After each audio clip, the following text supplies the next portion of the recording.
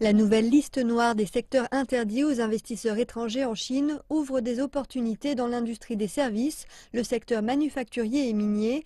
Les entreprises étrangères peuvent ainsi désormais investir dans les services, la vente de produits agricoles en gros, les transports autoroutiers, le transport ferroviaire, les batteries automobiles, la réalité virtuelle, la réalité augmentée et l'impression 3D, entre autres. Une ouverture qui vise à favoriser le retour des investisseurs étrangers en Chine, qui se font rares depuis quelques mois.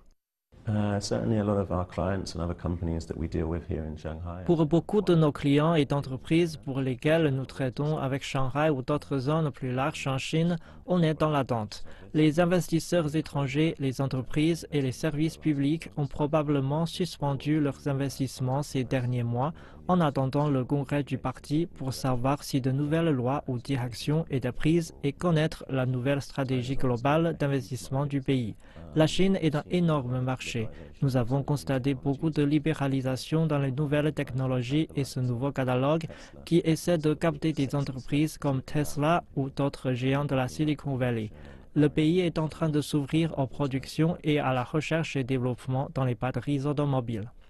63 secteurs sont fermés aux investissements étrangers, partiellement ou complètement. Avant, ils étaient 93. Selon les experts, malgré le fait que cette liste soit valable pour le pays entier, elle ne s'appliquera pas de la même manière partout.